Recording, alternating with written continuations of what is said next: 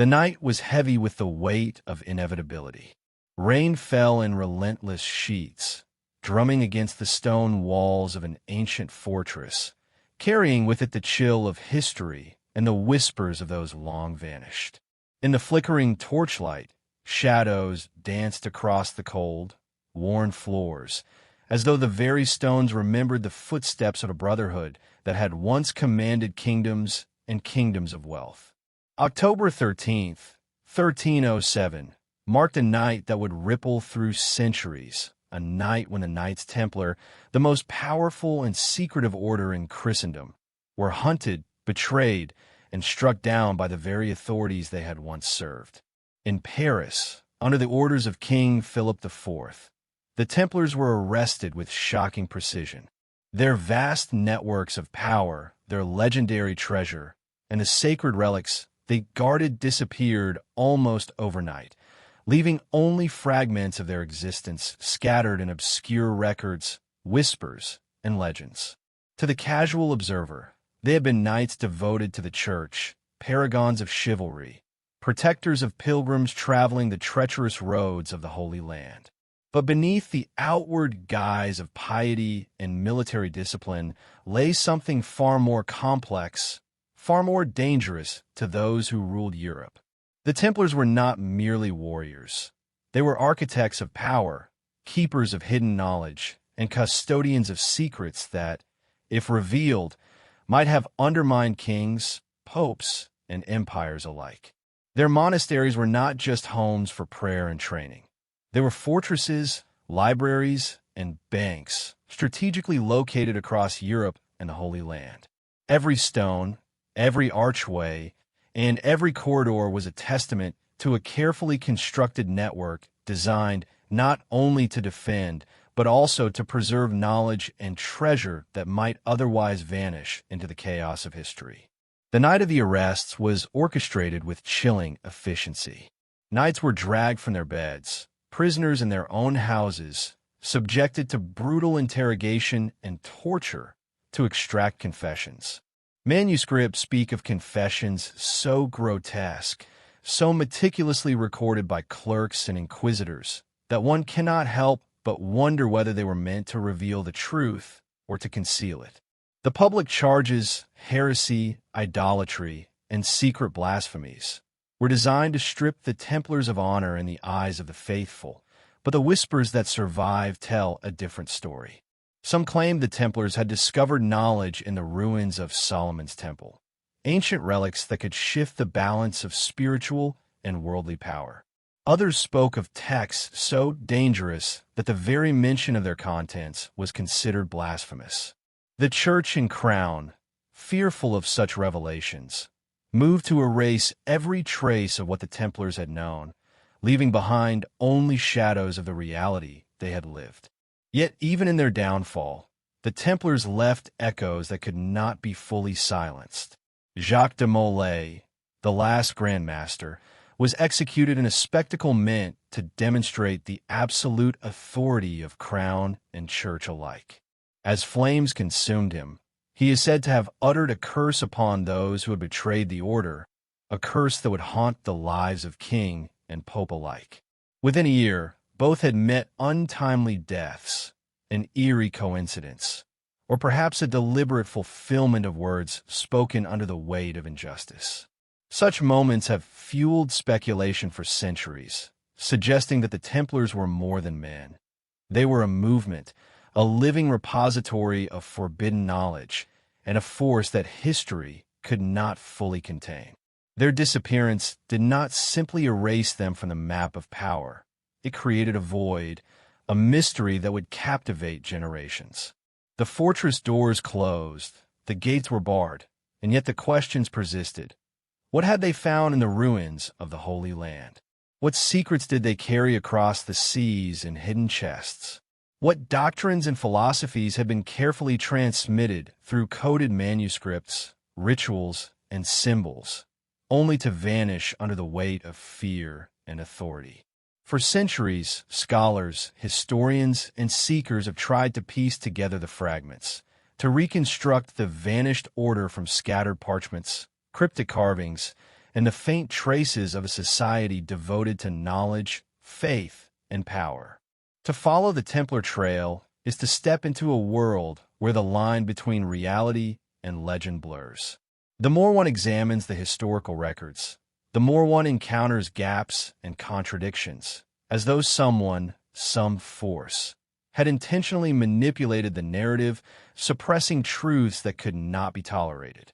From the outside, the story is of knights and kings, a betrayal and execution. From the inside, it is a story of a secret heritage, a hidden doctrine, and a treasure not measured in gold but in wisdom. Every surviving record is imbued with tension. Every artifact whispers of a deeper story, and every stone fortress seems to hum with memories that refuse to die. As the storm rages on outside, one can almost hear the echo of Templar vows whispered centuries ago, a pledge to protect, to serve, and to preserve knowledge beyond the reach of those who would destroy it. This night, this moment in history, is more than a tale of betrayal. It is the opening of a labyrinth of secret teachings, hidden relics, and forbidden wisdom. The Templars' disappearance was not merely an end. It was a beginning, a transition from the visible world into shadows, from the historical record into the realm of mystery. And it is into this labyrinth that we now step, tracing the paths erased by history, seeking the legacy that refuses to remain hidden, and uncovering the final truths whispered by a brotherhood whose impact on the world has never truly faded. In the early days of the First Crusade, the world was changing. The Kingdom of Jerusalem had fallen under Christian control, and the desire to reclaim the Holy Land from Muslim rule was as fierce as ever. Among the thousands who answered the call were not only soldiers, but men of faith, seeking to redeem themselves through the sword and the cross. It was within this crucible of religious fervor, conflict, and ambition that the Knights Templar were born. Their origins are cloaked in mystery, but the official story begins with a small band of knights who first gathered around the relics of the Holy Land. Founded in 1119, the order was officially known as the Poor Fellow Soldiers of Christ and the Temple of Solomon. The knights, led by a French nobleman named Hugues de Payens, were granted a headquarters near the ruins of the Temple of Solomon on Temple Mount, Jerusalem. But despite their modest beginnings, this band of men would soon grow into one of the most formidable and influential military orders in the world. In those early years, the Templars were tasked with the protection of Christian pilgrims traveling to the Holy Land. The roads were perilous, infested with bandits and marauding forces, and the Templars became renowned for their ability to defend and protect these vulnerable travelers. But their mission was far more than just the security of pilgrims. Their true purpose, hidden beneath the veil of their humble origins, was rooted in something far deeper and far more dangerous: the pursuit of sacred knowledge. The Temple of Solomon, where the Templars had established their headquarters, had long been a site of fascination for scholars, mystics, and theologians. According to ancient Jewish tradition, it was here that the Ark of the Covenant had once been stored, a relic said to hold the very power of God. Some whispered that beneath the temple, hidden in the bowels of the earth, lay secrets lost to time, knowledge that could alter the course of history. What the Templars may have found when they excavated beneath the temple's foundations remains one of history's greatest mysteries. Yet the Templars' growing influence and wealth didn't come solely from their role as protectors. They were also shrewd businessmen, establishing a network of strongholds, estates, and fortifications across Europe and the Near East. They became one of the wealthiest organizations in Christendom, and their banking operations allowed pilgrims to deposit funds in one country and withdraw them in another. These financial dealings earned them not only the admiration of some, but also the envy and suspicion of many. The Templars had their own code of conduct, their own internal hierarchy, and a wealth that rivaled that of kings. The order's influence spread like wildfire across Europe. Their black and white mantles, emblazoned with a bold red cross, became a symbol of power and piety. But this same influence also led to rising tensions. Their vast wealth and autonomy, granted by the Pope himself, placed them outside the reach of secular rulers. They were answerable only to the Church, a fact that did not sit well with many monarchs who resented the Templars' growing power. To some, the Templars' autonomy, coupled with their secretive nature, was a threat. And so, whispers began to circulate. Whispers that the Templars were not simply a military order, but something far more enigmatic. Rumors spread of their involvement in esoteric practices, the possession of forbidden knowledge, and even strange, occult rituals that set them apart from other knights. As the order flourished, their rituals became more complex, their teachings more arcane. The Templars embraced an initiation system that drew heavily on ancient mysteries, blending Christian dogma with esoteric elements from the ancient world. Some scholars suggest that the Templars were influenced by the Gnostics, an early Christian sect whose beliefs emphasized hidden knowledge and spiritual enlightenment. Others point to the possible influence of Sufism, the mystical branch of Islam, which had flourished in the Middle East for centuries. The Templars, in their travels, had encountered a world much older and more complex than the one they had known in Europe, a world filled with secret teachings, sacred geometry, and philosophies that challenged the Church's doctrines. The influence of these esoteric traditions may have seeped into the heart of the Templar order. They are believed to have adopted certain symbols, such as the pentagram, the compass, and the square, which are associated with ancient mystical traditions. These symbols, later adopted by Freemasonry, can still be seen in the architecture and art of Templar sites across Europe. The Templars' teachings, it seems, were more than just the doctrines of Christianity. They blended mysticism with the sacred, secret teachings of the ancient world, knowledge that, if fully revealed, could have challenged not just the authority of the Church, but the very fabric of society itself. But the Templars' rise to power was not without its costs. As their wealth grew, so did their enemies. The kings of France, in particular, began to view the Templars with increasing suspicion.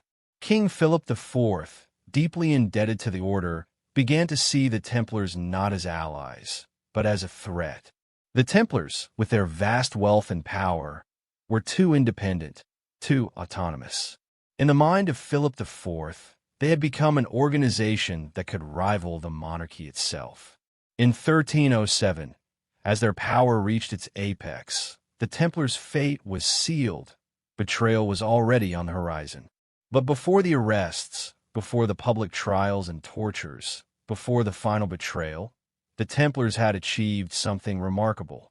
They had created an organization that transcended national borders, an organization devoted not only to military conquest, but also to the pursuit of hidden knowledge. Through their travels, their initiations, and their unyielding pursuit of truth, the Templars had built a legacy that would echo through history. They had created something that could not be easily erased, a network of influence that, while seemingly destroyed, would survive in the whispers of legends, in the symbols etched into architecture, in the secret teachings passed down through centuries. Their legacy was far from over. The Templars had not just built castles and amassed wealth. They had built a foundation for something greater, something that would eventually rise again from the shadows. When the Knights Templar first arrived in the Holy Land, their mission was simple on the surface: protect the Christian pilgrims who made the dangerous journey to Jerusalem. Yet, in the shadows of their military duties, something far more profound was unfolding, an awakening to ancient mysteries that would shape the very core of their beliefs. The Templars stationed near the Temple Mount, the legendary site of King Solomon's Temple, found themselves in a place rich with history and, perhaps more importantly, steeped in a deep well of forgotten knowledge. According to some accounts, it wasn't just the sacred relics they came to protect, but the hidden secrets that lay beneath the temple itself. In the depths of Temple Mount, the Templars are said to have uncovered something extraordinary: ancient scrolls, relics, and manuscripts that predated Christianity itself. These could have been texts from the Qumran community, Gnostic scriptures, or even fragments of ancient Jewish mysticism. What exactly they discovered is lost to time, but what is certain is that the Templars' understanding of the world and their spiritual practice was irrevocably altered by what they found. The Templars' beliefs were not confined to the doctrines of the Catholic Church. Rather, their order became a nexus, a melting pot of religious, philosophical, and mystical traditions. Some scholars argue that their spiritual practices were heavily influenced by Gnosticism, the early Christian movement that placed emphasis on hidden knowledge, the inner light, and direct, personal experiences of the divine. This was a stark contrast to the institutionalized religion of the Church, which demanded obedience to external authority and the rituals of the faith. The Gnostics believed that salvation could only be attained through the revelation of secret knowledge, a knowledge that was hidden from the masses. The Templars, with their secretive nature and their hierarchical initiation rituals, adopted a similar view. They embraced the idea that true enlightenment came not from blind faith, but from the pursuit of hidden truths. The mysteries they uncovered, it is believed, were not just theological. They were esoteric, dealing with the very nature of existence, the cosmos, and humanity's place in it. The Templars' connection to these ancient teachings was not just about learning secrets. It was about unlocking a deeper, more profound understanding of the universe and one's place within it. The Templar initiation process was steeped in symbolism, with rituals that echoed the ancient mysteries of Egypt, Greece, and even Sumer. Initiates would pass through various stages of initiation, each representing a deeper understanding of sacred knowledge. These rites were said to be modeled after the Eleusinian mysteries, the secret initiation rites of ancient Greece, which were believed to offer spiritual enlightenment and communion with the divine. The Templars also incorporated elements of alchemy, an ancient tradition that sought to transform not just base metals into gold, but to elevate the soul toward perfection. Alchemical symbols and rituals can be found throughout Templar teachings, suggesting that they viewed spiritual transformation as a process of purification and transmutation, much like the alchemists did with their materials. But the Templars' interest in the mystical did not end with Gnosticism or alchemy. Their spiritual journey took them even further into the realms of the unknown, touching on elements of Kabbalah, the Jewish mystical tradition that delves deep into the nature of God and the structure of the universe. Kabbalistic teachings emphasize the importance of sacred geometry, the mystical properties of numbers, and the idea of hidden layers of meaning within a universe. This tradition, with its focus on the spiritual significance of numbers and symbols, would have resonated deeply with the Templars, who saw the world as a system of interrelated forces, each waiting to be understood and decoded. One of the most intriguing aspects of Templar symbolism is the recurring appearance of sacred geometric shapes, such as the pentagram and hexagram. These shapes, which have appeared in mystical traditions for thousands of years, represent divine harmony, balance, and order. The Templars, it is believed, used these symbols not only in their rituals, but also in the design of their architectural wonders. From the layout of their churches to the positioning of their castles, the Templars were masters of sacred geometry, creating structures that were designed to align with the spiritual forces of the universe. The Templars' devotion to these esoteric teachings was not just intellectual, it was practical. They applied their mystical knowledge to their daily lives, from the way they built their fortresses to the way they conducted their banking operations. Some believe that the Templars' financial acumen was not merely a result of their business savvy, but that they used their wealth to further their spiritual goals. Money, in their view, was a tool, something to be used to build a greater understanding of the world and to unlock the deeper mysteries of existence. This view is far removed from the materialism of the world around them, and it set the Templars apart from other knights and religious orders. One of the most famous symbols associated with the Templars is the red cross, emblazoned on their white mantles. While this is often interpreted as a symbol of their Christian faith, it is also believed to hold deeper, esoteric meanings. Some scholars argue that the cross was not just a Christian symbol, but an ancient emblem of spiritual transformation, a symbol of the balance between the material and the spiritual. The Templars, in this sense, may have viewed their mission not only as a military campaign to defend Christendom, but as a spiritual journey, one that involved both the protection of sacred knowledge and the quest for inner enlightenment. The Templars' connection to esoteric knowledge did not go unnoticed by the wider world. Their growing power, combined with their secretive nature and their involvement in mystical practices, led to increasing suspicion from both the church and secular rulers. To many, the Templars' esoteric teachings were a threat to the established order. The Catholic Church, in particular, had long viewed any deviation from orthodoxy with suspicion, and the Templars' unorthodox beliefs were seen as a challenge to the authority of Rome. Yet despite the increasing pressure, the Templars continued to protect their secrets, passing down their knowledge from one generation to the next through cryptic symbols, ancient texts, and sacred rites. As the Templars' wealth and influence grew, so did the fear and envy surrounding them. The legends of their esoteric practices, combined with their military prowess and their financial power, painted them as something more than just a religious order. They were a force, a hidden society dedicated not just to the protection of the church, but to the preservation and dissemination of knowledge that, in the wrong hands, could change the course of history. But in the end, it wasn't just their military might or their wealth that led to their downfall. It was their secrets. The Templars, with their hidden teachings and their quest for deeper truths, became too powerful, too enigmatic, and too dangerous for the powers that be. And so, their fate was sealed. The Templars were betrayed, their secrets scattered to the winds, and their legacy was hidden in the shadows of history. Yet, as history has shown, some secrets refuse to stay buried. The Templars' hidden knowledge has endured, passed down through secret societies, esoteric orders, and even the very fabric of the modern world. Their teachings, once lost to the flames of persecution, have found new life in the whispers of those who continue to search for the truth behind the legends. The Templar legacy, it seems, is far from over. As the 14th century unfolded, the once venerable Knights Templar found themselves at a crossroads.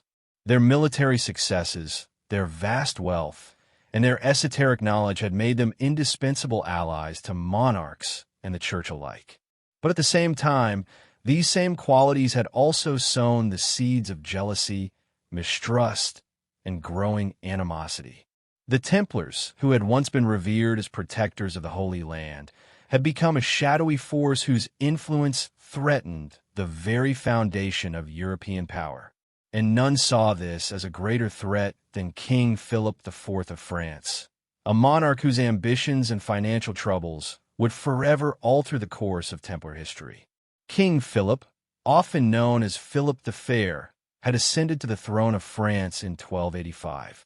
His reign was marked by his keen political mind, but also by his growing desire to assert absolute control over the French monarchy and its wealth.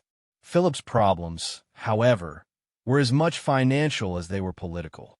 Despite his lavish lifestyle and grand ambitions, his coffers were not as full as he would have liked. He had borrowed large sums of money from the Templars over the years, using the order's extensive banking network to fund his wars, his court, and his expansionist policies.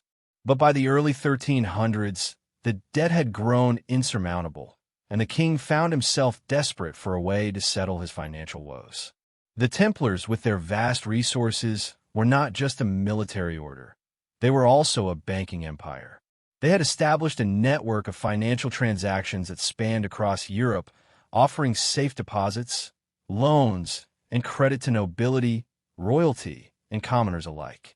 The wealth of the Templars had grown to such an extent that it rivaled the power of monarchs, and perhaps more dangerously, it was outside the control of any secular ruler.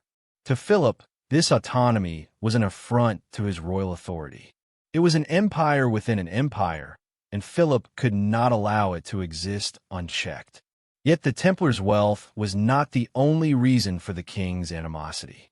Their secretive nature and their close ties to the papacy made them a perfect target for a man with ambitions to consolidate power. Philip's desire to control both the political and religious spheres of his kingdom led him to engage in a relentless campaign to weaken the influence of the church, particularly the papacy. For years, he had been at odds with Pope Boniface VIII, who had resisted Philip's attempts to gain more influence over the church's wealth and political decisions. In 1303, Philip's forces had even attacked the Pope, leading to Boniface's death shortly after. The papacy, under Boniface's successor, Pope Clement V, had become weaker, and Philip knew that this was his opportunity to strike. In the early months of 1307, King Philip's plan came to fruition. Using his influence over Pope Clement V, Philip orchestrated a coordinated effort to disband the Knights Templar. Officially, the Templars were accused of heresy, idolatry, and blasphemy. They were charged with engaging in immoral and forbidden practices, including the worship of false gods, sexual deviancy, and the desecration of sacred symbols. These accusations, most of which were based on the confessions of Templar knights extracted under duress and torture, seemed so grotesque that they would have been impossible to believe had they not been so widely spread by the king's propaganda machine. Philip's political motivations were clear. By destroying the Templars, he would not only rid himself of a powerful rival, but also seize control of their vast wealth. The king's manipulation of the church was equally apparent. Pope Clement, whether due to coercion or fear, issued a papal bull on October 13, 1307, ordering the arrest of all Templars in France. This decree set in motion one of the most dramatic and controversial events in medieval history: the mass arrest of the Templars, the systematic torture of their members, and the eventual destruction of the order. The arrests were conducted with shocking efficiency. On that fateful night, the French king's soldiers raided the homes of Templar knights across the country, arresting thousands of men. Their wealth was seized, their fortresses ransacked, and their sacred relics, if they existed, were confiscated or destroyed. The knights were brought before the courts, where they were subjected to brutal interrogation and torture. It was during these interrogations that the confessions began to surface. Confessions of strange, occult practices, of rituals involving the worship of idols, and of other heretical acts. Many of these confessions, however, were made under extreme duress, with knights being tortured to extract the information. The charges against the Templars were largely fabricated or exaggerated. The accusations of heresy, particularly the worship of a mysterious idol known as the Baphomet, became one of the most infamous aspects of the trial. The idol, which supposedly had the power to grant the Templars immense power and knowledge, became a symbol of their alleged corruption. Yet there is no evidence to suggest that such an idol ever existed, and many historians believe that it was a creation of Philip's propaganda, designed to further tarnish the order's reputation. As the trials unfolded, the Templars' defenders argued that they had been unjustly accused, that their rituals and symbols were misunderstood or misinterpreted. But the tide of public opinion had already turned against them. The accusations, aided by Philip's influence, had poisoned the well of truth.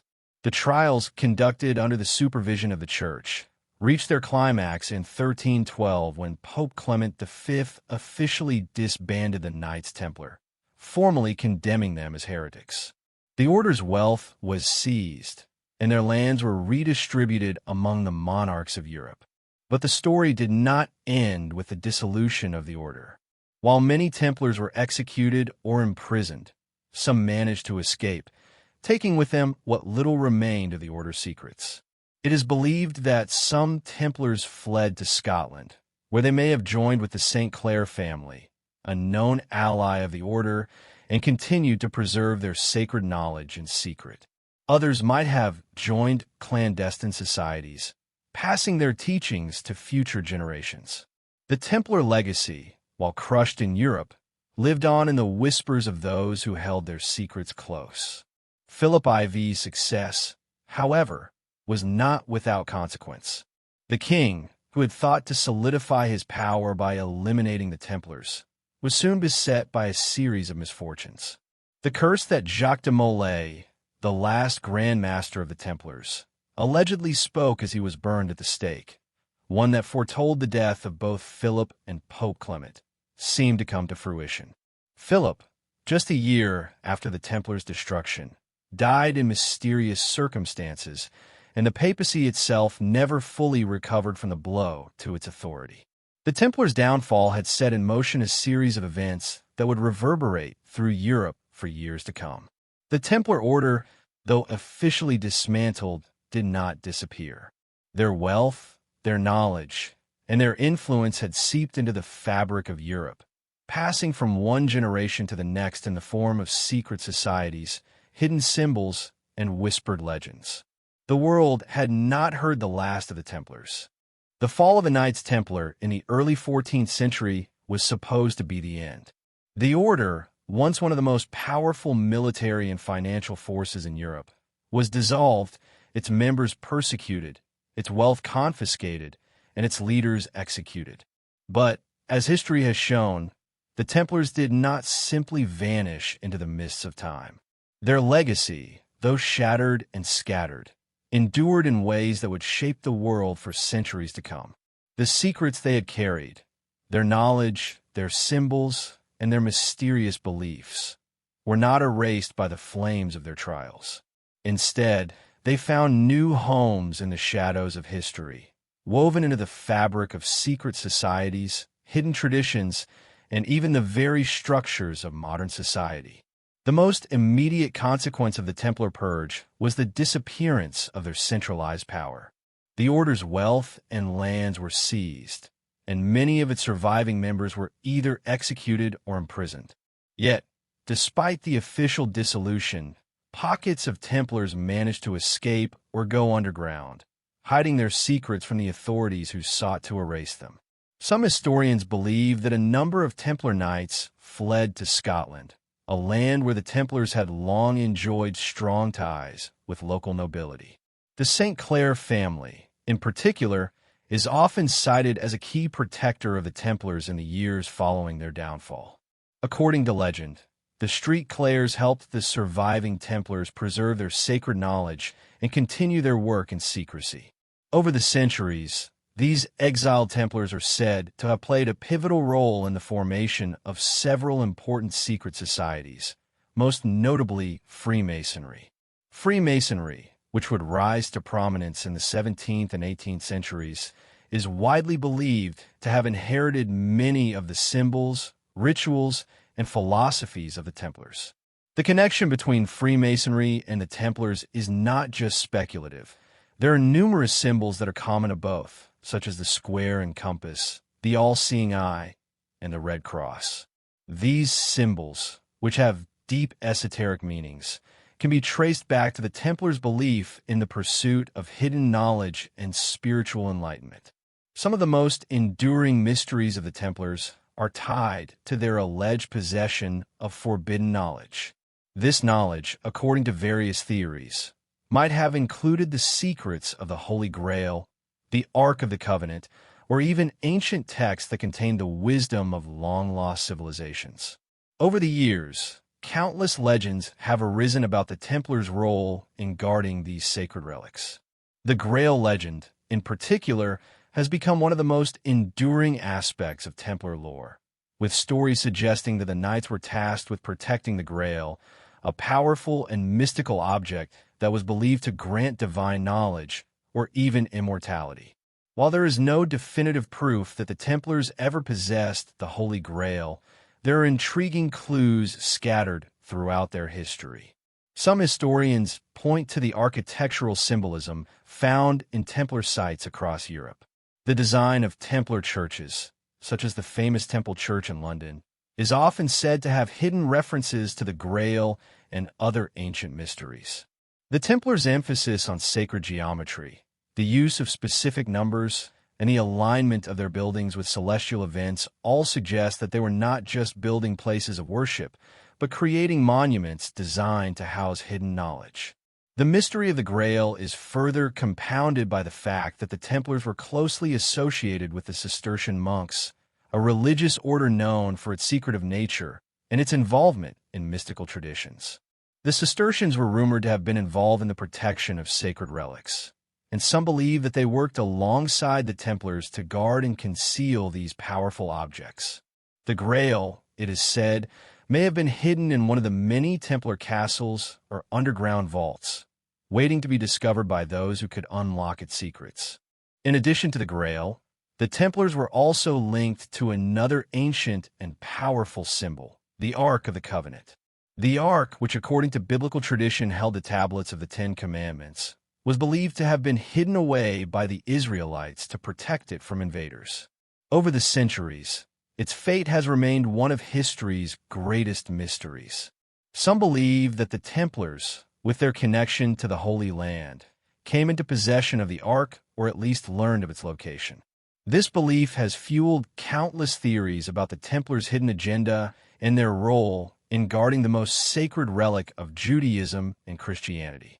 Despite the best efforts of the Church and the secular rulers who sought to erase the Templars' influence, the Order's legacy lived on in the form of symbols, myths, and conspiracies. The secret knowledge they had once guarded was not lost, but instead passed down through the centuries, hidden in plain sight. In the 18th century, for example, the Rosicrucians, a secret society that claimed to possess ancient wisdom, emerged in Europe. The Rosicrucians, much like the Templars, were dedicated to the pursuit of esoteric knowledge, alchemy, and spiritual enlightenment. Many believed that they were the spiritual heirs to the Templars, and that their teachings were directly linked to the hidden knowledge that the Templars had once guarded.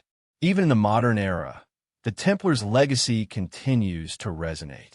Conspiracy theories abound about the Order's hidden influence on world events, from the founding of the United States to the creation of the European Union.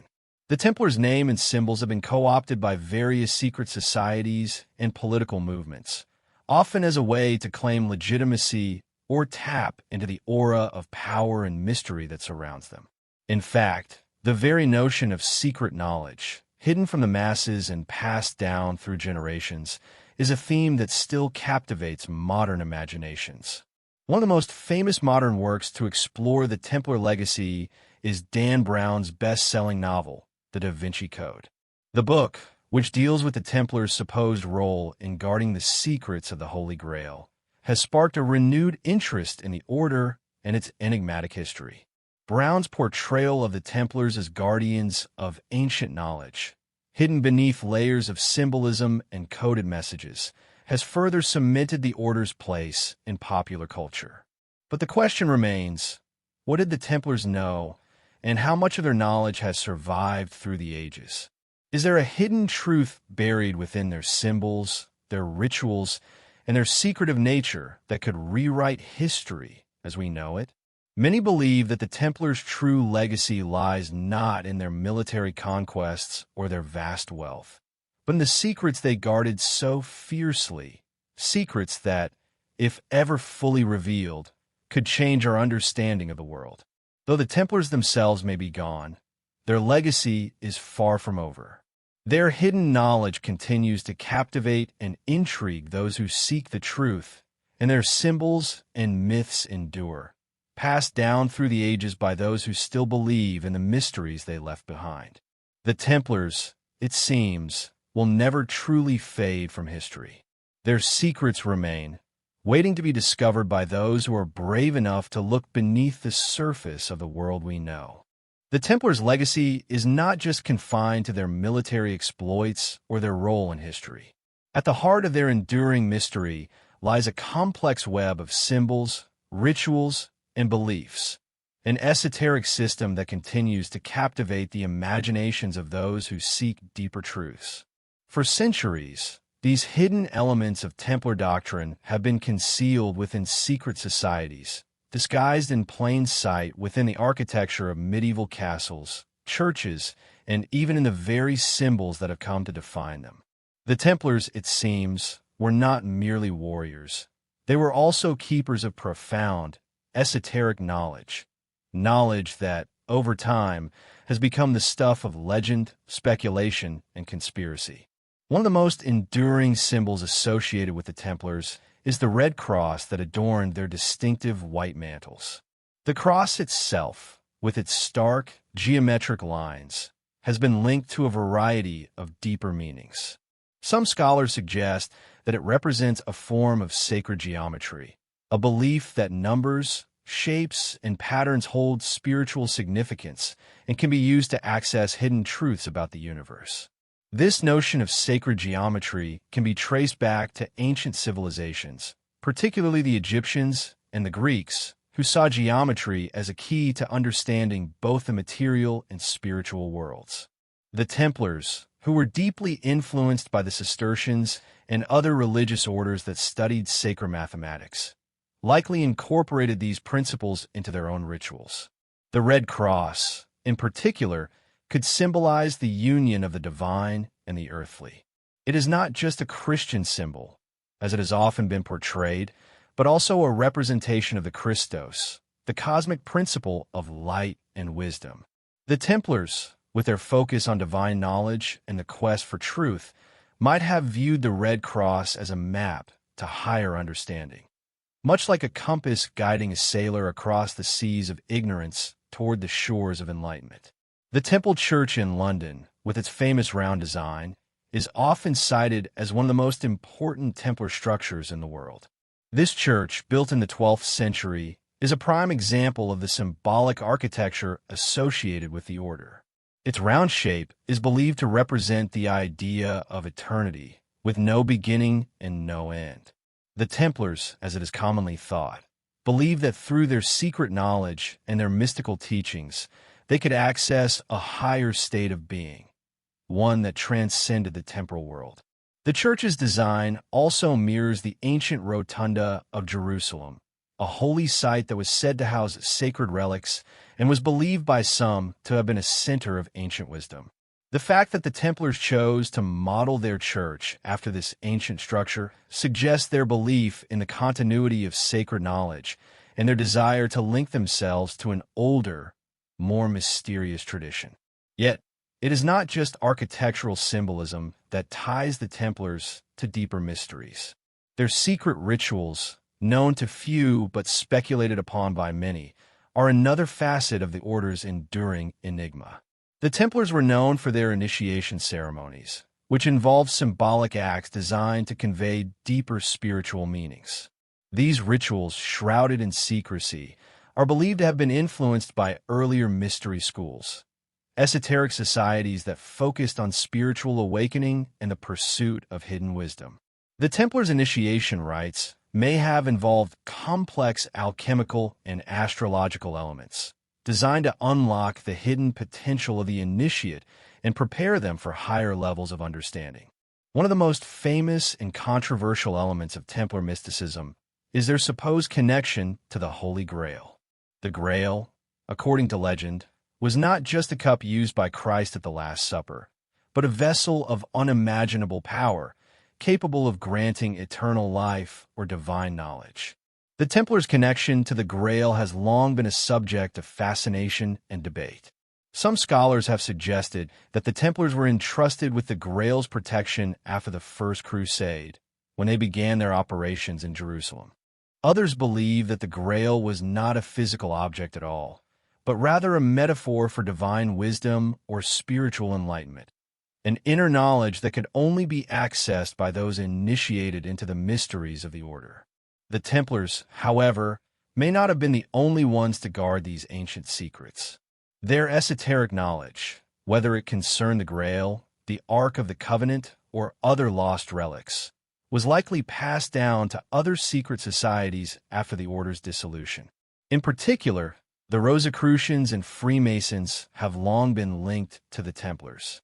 The Rosicrucians, a mystical society that emerged in the 17th century, claimed to possess the same ancient wisdom that the Templars once held. Like the Templars, the Rosicrucians were dedicated to the study of alchemy, spiritual enlightenment, and the pursuit of hidden knowledge. Their beliefs in the power of sacred geometry, astrology, and alchemical transformation closely mirrored Templar teachings, suggesting that these traditions were not lost, but rather passed down through the ages, protected by a secretive network of like-minded individuals. The Freemasons, perhaps the most famous of all secret societies, are another group that is often linked to the Templars. Freemasonry, with its emphasis on moral development, personal enlightenment, and the pursuit of knowledge, bears a striking resemblance to the Templar order in many ways. Some historians argue that Freemasonry directly descends from the Templars, particularly given the strong symbolic parallels between the two groups. For example, the square and compass, perhaps the most recognizable symbol of Freemasonry, is believed by some to have been adopted from Templar iconography. Similarly, the Masonic emphasis on initiation rituals and the use of symbolic architecture can be traced back to the practices of the Templars. The links between the Templars and these secret societies are not just historical curiosities. They are central to the modern fascination with the order. The symbols, rituals, and teachings of the Templars, passed down through centuries of secrecy, continue to inspire and intrigue those who seek to uncover the truth behind their mystical traditions. In fact, many of the symbols associated with the Templars, such as the all-seeing eye, which appears on the Great Seal of the United States, are still visible in the modern world. The eye, which represents divine insight and enlightenment, is a direct reference to the Templars' belief in the power of hidden knowledge. Whether intentionally or not, these symbols have become embedded in the very fabric of our culture, reminders of the Templars' enduring influence. It is within this context of hidden knowledge, esoteric symbols, and secret societies that the Templars' legacy continues to unfold. The question that persists is not just what they knew, but how their knowledge shaped the world. Could it be that the Templars were not just a military order or a religious institution, but the keepers of a much older, far-reaching tradition, one that transcended time, religion, and nation? And if so, what were they trying to protect and why? These questions continue to haunt historians, occultists, and conspiracy theorists alike as the search for the Templars' hidden knowledge carries on. While the Templars were officially disbanded in the 14th century, their influence did not end with their dissolution. In fact, many believe their legacy has subtly shaped the course of history and continues to resonate in modern geopolitics and global institutions. The Order's sudden fall from power left behind more than just an air of mystery. It created a void, one that would later be filled by various political, economic, and religious entities. These entities, some argue, were either directly influenced by the Templars or inherited their vision of a hidden, global network of power and knowledge. One of the most intriguing theories is that the Templars were instrumental in the creation of the United States, an idea that has captured the imagination of many conspiracy theorists. The theory centers around the notion that many of the founding fathers were deeply influenced by the Templars' principles of liberty, equality, and fraternity, which they believed reflected the ideals of Freemasonry. George Washington, Benjamin Franklin, and Thomas Jefferson were all Freemasons, and their association with this secret society has led some to speculate that they were also influenced by the Templar legacy. In fact, certain aspects of Masonic symbolism, such as the all-seeing eye on the Great Seal of the United States, are eerily similar to Templar iconography.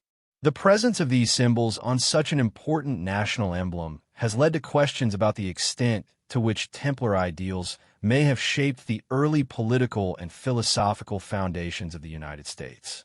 The idea of a hidden, secretive network of knowledge and influence is not limited to early American history. Many scholars point to the rise of global organizations in the modern era, such as the United Nations, the European Union, and even the World Bank, as entities that carry with them traces of Templar-like ideals.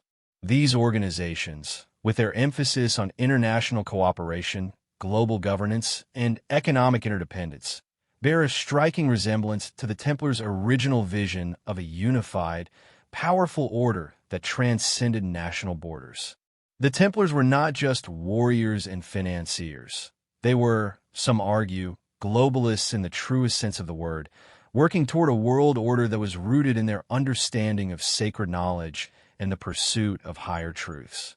The idea of the Templars' influence on modern global institutions is particularly intriguing when considering the role of finance. The Knights Templar were among the first to establish a form of banking system that allowed them to move large sums of money across Europe with unprecedented speed and security. Their network of castles, estates, and allies across Europe gave them a vast financial infrastructure that was ahead of its time. The Templars' innovation in finance made them extremely powerful, and their banking system, based on the concept of letters of credit, allowed them to serve as the trusted financial intermediaries for kings, nobles, and even popes. This banking model would later be inherited by other powerful banking families, some of whom are believed to have maintained secret ties to the Templar order long after its official dissolution. One of the most famous banking dynasties that is often linked to the Templars is the Rothschild family, one of the wealthiest and most influential families in Europe. Some researchers argue that the Rothschilds, who rose to prominence in the 18th and 19th centuries, may have had ties to the Templars, either through direct ancestry or through secretive Masonic networks that passed down Templar knowledge. The Rothschilds' success in international banking, their ability to influence global financial markets, and their extensive connections to European royalty and governments all mirror the kind of influence that the Templars once wielded in medieval Europe. This has led to speculation that the Rothschilds, like the Templars, may have been working behind the scenes to shape global events and ensure the continuation of their hidden agenda. This theory of Templar influence also extends to more modern secret societies. The Bilderberg Group, a clandestine organization consisting of powerful political and business elites from around the world, is often linked to the Templars in conspiracy circles. The Bilderberg Group holds annual meetings that are closed to the public, where influential figures from finance, government, and media gather to discuss global issues. Critics of the group argue that it represents a modern-day version of the Templar ideal of a hidden, global network of power that operates outside the scrutiny of the public eye. The secrecy surrounding these meetings and the group's power to shape world events has led many to draw comparisons between the Bilderberg Group and the Templars, an organization that, while not officially ruling the world, exerted tremendous influence over the course of history from behind the scenes. But the idea that the Templars have been involved in the shaping of global power structures doesn't just apply to financial institutions or secretive political networks. The Templars' influence, some believe, can be seen in the very structure of modern-day international law and the concept of sovereignty. The Templars, as a military order that operated across many nations, were one of the first organizations to develop a form of international law, a code of conduct that governed their actions regardless of national borders. This notion of a universal set of rules that applied to all members, regardless of where they were in the world, echoes in the modern structure of international law, where treaties, conventions, and agreements are made between nations to regulate everything from trade to human rights. At the heart of this idea is the belief that the Templars, in their role as a transnational institution, may have been among the first to advocate for a world governed not just by national interests, but by a shared set of principles and values. These principles, many of which are seen today in the United Nations Charter, which advocates for peace, security, and human rights, might trace their roots to the ideals of the Templars. These ideals, it is said, were grounded in the Templars' pursuit of divine knowledge and their belief in a higher moral order that transcended earthly politics. Furthermore, the Templar Order's eventual transition into the Freemasons and other secret societies has led to speculation that these groups have maintained a hidden, yet powerful role in guiding world events. Freemasonry, with its deep ties to political and military elites, is often seen as an extension of the Templars' influence. The symbolism found within Masonic lodges, particularly the emphasis on the great architect of the universe, a phrase that speaks to the idea of a higher, divine order, suggests a continuity of the Templar vision, a belief that humanity's destiny is governed by a higher power, and that secret knowledge must be preserved to guide civilization toward a greater purpose. In this sense, the Templars' influence can be seen not just in the power structures that exist today, but in the very ideals that underpin them. Whether or not the Templars themselves ever intended to create a global empire, their legacy has undoubtedly shaped the way in which global institutions operate, and their symbol of secret knowledge continues to fuel modern conspiracy theories about hidden global control. The Templars may have disappeared as an organized force, but their imprint on history remains indelible as their ideals, practices, and symbols continue to echo through the corridors of power today. The mystery of the Templar treasure is perhaps one of the most enduring and captivating aspects of the Order's history. While most historical accounts focus on their military role during the Crusades, their wealth and the vast treasure they allegedly amassed is a topic that has fascinated historians, archaeologists, and treasure hunters for centuries. Yet, the true nature of the treasure, whether it was material riches or something far more mysterious, remains unknown. What did the Templars truly possess? And what happened to their treasure after their sudden fall from grace? One of the most compelling aspects of the Templar treasure mystery is the sheer scale of the Order's wealth. During their height, the Templars controlled vast tracts of land, had enormous financial backing, and established a sophisticated banking network across Europe. They were able to raise funds for the Crusades through their banking system, which involved providing letters of credit to pilgrims and crusaders, enabling them to travel across Europe without having to carry large sums of money. This banking system, in fact, was so advanced that it is said to have laid the foundation for modern banking practices.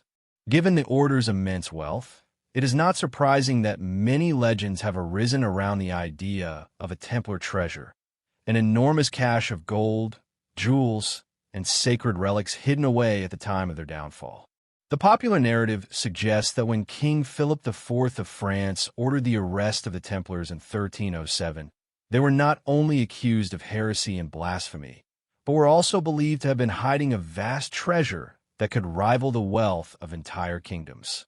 Despite extensive investigations and torture of the Templar Knights, no treasure was found, leading to the conclusion that it had been carefully hidden, perhaps even spirited away to secret locations that remain undiscovered. One of the most persistent theories about the location of the Templar treasure suggests that it was hidden in Chartres Cathedral in France. Chartres, a site long associated with sacred geometry, alchemy, and mystical traditions, has been the focal point of many treasure hunters' efforts. The cathedral's architecture, with its intricate symbolism and hidden geometrical patterns, is thought by some to encode secret messages about the location of the treasure. The cathedral's design mirrors many of the principles that were important to the Templars, such as the use of sacred geometry and the importance of light and shadow in representing divine knowledge. Some believe that the treasure was hidden within the cathedral's labyrinth or in the crypt beneath it, though no definitive evidence has been found. In addition to Chartres, another popular theory places the treasure in Rosslyn Chapel in Scotland, a place famously linked to both the Templars and the Freemasons. Built in the 15th century by the Sinclair family, who were rumored to have had Templar connections, the chapel is renowned for its intricate carvings and mysterious symbolism. Some of the carvings, including those of knights and various symbols, are thought to be clues about the Templar treasure. In particular, the so-called apprentice pillar, which features a strange, otherworldly design, has been a focal point for those who believe that the treasure is hidden within or near the chapel. According to this theory, the treasure was hidden by the Templars before their dissolution, and the Sinclairs, who had close ties to the order, were entrusted with guarding it. Another theory proposes that the Templar treasure is not material at all, but rather consists of sacred knowledge or ancient texts. This idea is rooted in the belief that the Templars were not only warriors, but also scholars and custodians of esoteric wisdom. The Templars' interest in alchemy, mysticism, and the Holy Grail has led to the suggestion that the treasure might be a collection of lost knowledge, perhaps even an ancient manuscript or a hidden library.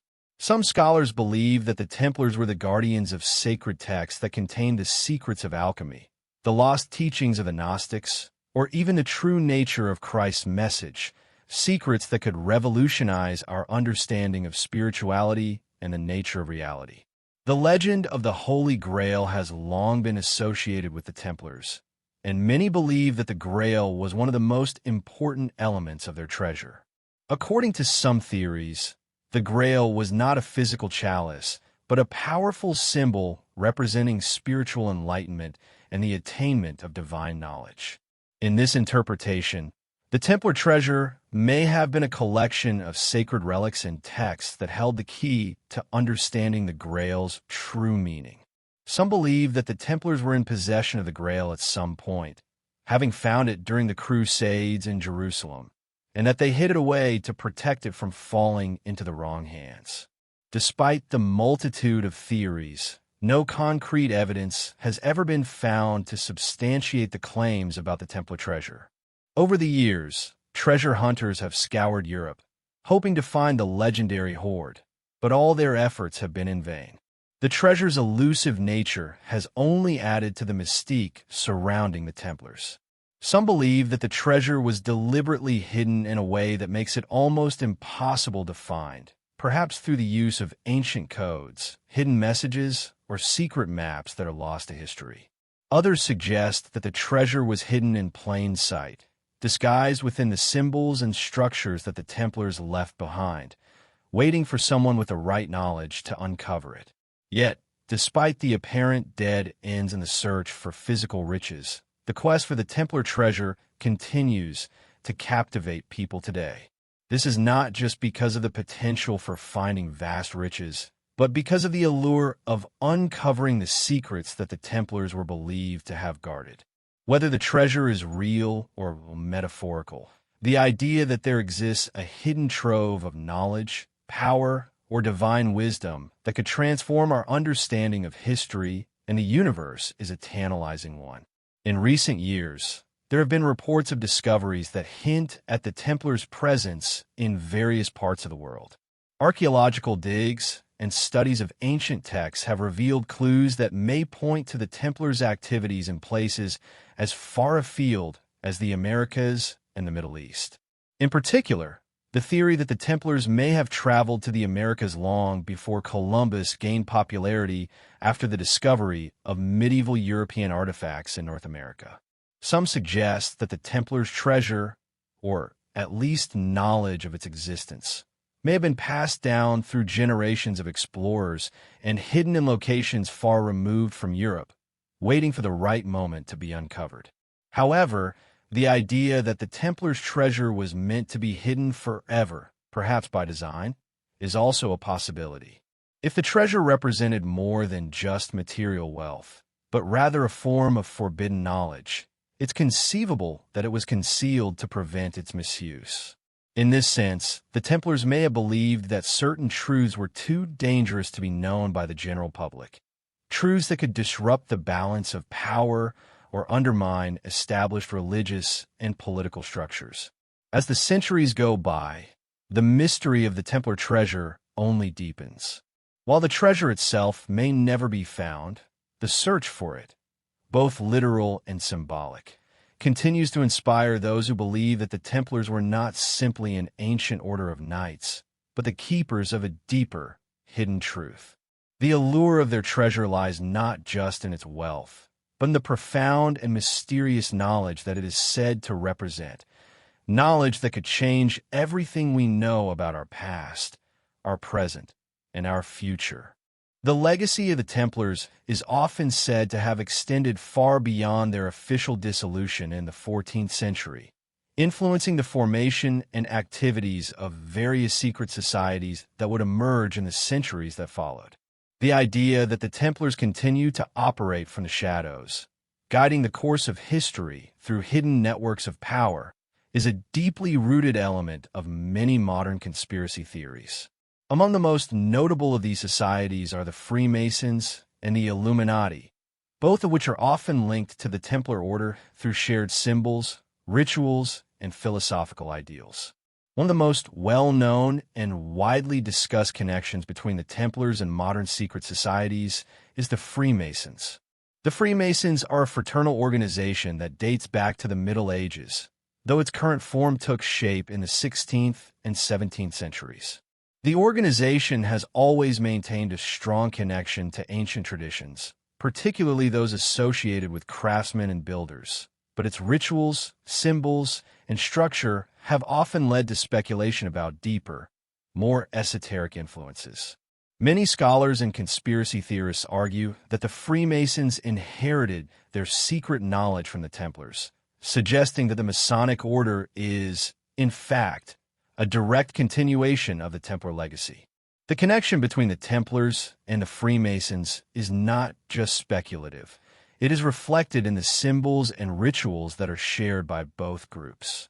One of the most prominent symbols that links the Templars to Freemasonry is the square and compass, which is central to Masonic imagery. This symbol, often accompanied by the letter G, is thought to represent both the tools of stonemason and the moral principles that guide Freemasons in their lives. In Templar symbology, the square and compass are also present, though they are sometimes used in slightly different forms or contexts.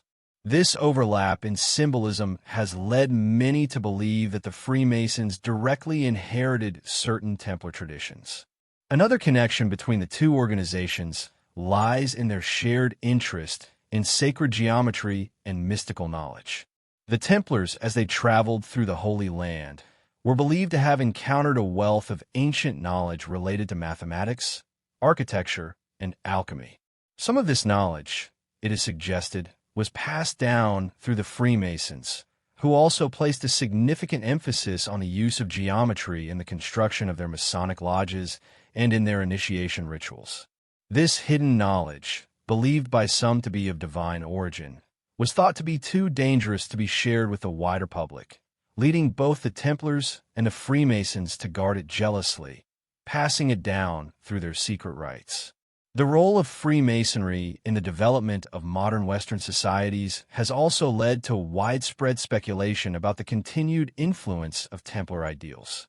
Freemasonry is widely believed to have been influential in shaping the philosophical and political landscape of the Enlightenment, especially in terms of promoting ideals like liberty, equality, and fraternity. These were the same ideals that were associated with the Templars, especially in their later years when they were seen as defenders of the common man against the oppression of the church and monarchy. Many of the men who helped shape the founding of the United States, including George Washington, Benjamin Franklin, and Thomas Jefferson, were Freemasons, and their Masonic affiliations are often seen as a direct link to the Templar tradition. However, it is not just Freemasonry that carries the Templar influence. Another secret society often linked to the Templars is the Illuminati, a secretive group founded in the late 18th century by Adam Weishaupt. The Illuminati, which sought to promote Enlightenment ideals, was also dedicated to fighting what they saw as the corruption of religious and political authorities. The order's goals and beliefs seem to mirror many of the Templars' own, particularly their desire to establish a new world order, one based on reason, science, and equality rather than superstition and royal privilege. The Illuminati, although officially disbanded by the end of the 18th century, has been the subject of numerous conspiracy theories that claim the organization still exists today, operating in secret to manipulate world events. Some of these theories suggest that the Illuminati is in direct succession to the Templars, continuing their work from the shadows and using their hidden knowledge and influence to control global events. The Templars, it is believed, laid the foundation for a secret elite to rise to power in the modern world, an elite that would shape history from behind the scenes. At the heart of the idea that the Templars are connected to the Illuminati is the shared belief in a hidden truth, a kind of secret knowledge that can only be understood by a select few. This knowledge is often said to be related to mystical truths, divine wisdom, and even alchemical transformations. Some have even suggested that the Templars and the Illuminati were both involved in the search for the Holy Grail, which is sometimes seen as a metaphor for this secret, transformative knowledge. This pursuit of hidden wisdom has led to the belief that these societies are not just political in nature, but are, at their core, spiritual organizations dedicated to protecting and preserving ancient truths that could radically alter humanity's understanding of the world. The belief that the Templars continue to operate within secret societies is not just limited to Freemasonry and the Illuminati, however. There are also links between the Templars and more modern-day global elites and think tanks. The notion that the Templars set the stage for a shadow network of global power has persisted into the 20th and 21st centuries, especially in the case of organizations like the Bilderberg Group and the Trilateral Commission. These groups, often made up of political leaders, business magnates, and intellectuals, meet in private to discuss world events and policies. Their secrecy and apparent control over global events have led to widespread speculation that they operate like a modern version of the Templars, using their power and influence to shape the course of history. Even more recent conspiracy theories suggest that the Templars may have infiltrated global banking systems, using their vast financial networks to create modern institutions like the World Bank and the International Monetary Fund, which many believe continue to operate in ways that serve the interests of a hidden global elite. This connection to financial power only strengthens the theory that the Templars' hidden knowledge and their ability to manage vast resources has been passed down through generations, influencing everything from political power structures to economic systems. Despite the many theories, the full extent of the Templar influence on modern-day secret societies remains speculative. But one thing is clear. The legacy of the Templars, their secrets, and their symbols have played a significant role in shaping the narratives surrounding modern conspiracies and secret societies. Whether the Templars directly influenced the Freemasons, the Illuminati, or other global elites is a question that may never be definitively answered. However, the idea that a secret group, born out of the medieval Templar order, continues to exert influence over global events remains a tantalizing thought, fueling the imaginations of those who look beyond the surface of history and power. The idea that the Templars were not just a medieval order of knights, but rather the inheritors of ancient knowledge, perhaps even connected to lost civilizations, adds another layer of intrigue to their story. If one looks closely at the historical record and the places the Templars operated, it's hard to ignore the notion that they may have had access to secrets far older and more mysterious than anything attributed to their time. The Templars were known for their deep interest in architecture sacred, geometry, and alchemy disciplines that, according to some, point to a far deeper connection to ancient and forgotten knowledge. This knowledge, it is suggested, could have been passed down to the Templars through secretive means, perhaps even from long-lost civilizations that existed long before the rise of the Roman Empire. A key area of speculation lies in the Templars' known connection to Jerusalem and the Holy Land. When the Templars first arrived in Jerusalem during the First Crusade, their mission was ostensibly to protect Christian pilgrims, but it is believed by many that they also had a more clandestine purpose. The Temple Mount, a site of profound religious and historical significance, was the focus of much of their attention.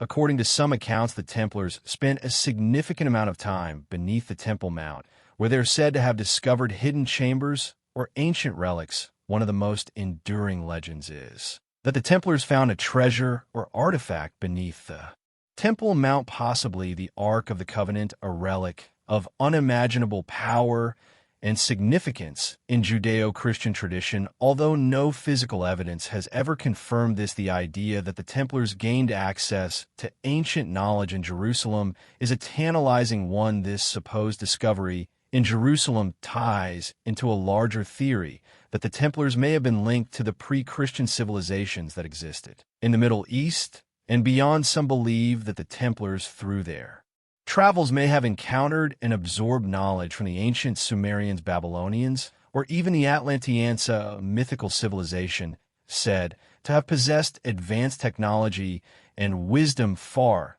beyond the known world. The idea of the Templars as keepers of ancient knowledge is further fueled by the order's association with sacred geometry, which was a key element of their architectural endeavors. The Templar castles and churches they built across Europe, such as those in Chartres and Rennes-le-Cateau, are replete with hidden symbolism, geometrical patterns, and numerical sequences that seem to encode a deeper mystical truth. These buildings have long been the subject of investigation, with many suggesting that the Templars imbued their structures with encoded messages, perhaps related to their supposed discovery of ancient wisdom. It is not merely the aesthetic of these structures that has captured the attention of scholars and conspiracy theorists, but the mathematical precision of their design, suggesting that the Templars may have had access to a lost system of knowledge possibly passed down from the ancient world. In particular, Rennes-le-Cateau in southern France is a focal point for those who believe the Templars had access to ancient wisdom. This small village home to the famous Church of St. Mary Magdalene is surrounded by rumors of hidden treasures, cryptic symbols, and mysterious codes. The church itself is filled with symbolic imagery, some of which suggests a connection to the Priory of Chaon, an organization often associated with the Templars in conspiracy lore. The church's unique architecture, with its references to mystical traditions and occult knowledge, has sparked speculation that the Templars or their later descendants used this site to encode secrets about lost civilizations, forbidden knowledge, and hidden technologies. The idea that the Templars were the custodians of knowledge that was passed down from the ancients or even from the mythical Atlanteans lends an air of mystery to their legacy, but the theory of the Templars' connection to ancient civilizations goes beyond Europe and the Holy Land. Another intriguing possibility is that the Templars might have had knowledge of pre-Columbian civilizations in the Americas. There are several fringe theories that suggest the Templars or their predecessors made voyages to the Americas long before Columbus arrived in 1492. The basis for these theories lies in the discovery of medieval European artifacts in North America. Some claim that the Templars, with their seafaring knowledge and advanced navigation skills, could have reached the New World, establishing colonies and perhaps even uncovering ancient relics of lost civilizations. If the Templars did indeed travel to the Americas, it is possible they encountered civilizations whose knowledge of astronomy, mathematics, and engineering surpassed that of medieval Europe, adding to the notion that they may have gained access to secrets that have since been lost to history. These theories are supported by the fact that the Templars were known for their interest in navigation, map-making, and geography. The Templars were reputed to have had their own fleet of ships, and they were known to sail across the Mediterranean and beyond. Given their vast network of castles, strongholds, and trading posts throughout Europe and the Levant, it is conceivable that the Templars had access to a network of ancient maps, some of which may have contained information about the Americas or other forgotten lands. The possibility that the Templars knew about the Americas long before Columbus arrived is one of the more speculative but fascinating aspects of the Templar mystery. Moreover, there are numerous ancient myths and legends that align with the Templar narrative. The idea that the Templars were protectors of ancient secrets connects with a wider tradition of mythology about hidden knowledge. Stories of lost cities like El Dorado or Atlantis resonate with the idea that certain cultures once possessed advanced technologies and wisdom which were lost to time. Some researchers even suggest that the Templars might have been the inheritors of knowledge from these mythical places preserving the legacy of Atlantis or other ancient civilizations in their own secretive way. This ties into a larger theme that runs throughout Templar lore: the notion that certain knowledge, whether it is architectural, scientific, or spiritual, has been deliberately hidden from the general public. The Templars, with their vast network, secretive nature, and access to ancient sites, are often viewed as the keepers of this knowledge. Their mystical quest for the Holy Grail is often interpreted as a metaphor for the search for this deeper, hidden wisdom, which some believe was the ultimate treasure they sought to protect. In this light, the Templars' role in history can be viewed not only as a military and financial force, but as custodians of lost knowledge that has the potential to reshape our understanding of human history. Whether the Templars were indeed connected to ancient civilizations, or whether they were simply a product of the mysticism and secrecy of their time, the enduring fascination with their connection to the ancient world remains a powerful aspect of their legacy. The Templar mystery is not just about material wealth or military power. It's about an ancient and enigmatic thread of knowledge that may still be hidden beneath the surface of history. The Templars, whether they were the true heirs of forgotten wisdom or merely custodians of a lost narrative, continue to captivate the imagination of those who believe that the secrets of the past can still unlock the mysteries of the future. The Templars' quest for the Holy Grail, often romanticized and mythologized throughout history, is more than just the pursuit of a physical artifact. For many, the Grail symbolizes something far deeper: a spiritual journey or a search for knowledge that transcends the material world. In this light, the Templars were not merely a military order or a financial powerhouse. They were also part of a larger mystical movement that sought to unlock the deepest secrets of existence. Their association with the Grail is often intertwined with their beliefs in alchemy, sacred geometry, and mysticism, practices that have long been connected to the esoteric traditions of the West. At the heart of the Grail legend is the idea of illumination, a spiritual awakening that brings about a profound transformation in the seeker. This concept is central to many esoteric traditions, and it is possible that the Templars saw their own mission in this light. The Grail, whether as a literal object or metaphorical symbol, represents the attainment of ultimate wisdom, a divine understanding of the universe, and a connection to the divine itself. The Templars, many believe, were not merely searching for the Grail in a physical sense, but were instead pursuing an inner spiritual truth that could grant them access to higher planes of consciousness. One of the most intriguing aspects of the Templars' mysticism is their connection to alchemy, a spiritual and philosophical tradition that dates back to ancient Egypt and Greece.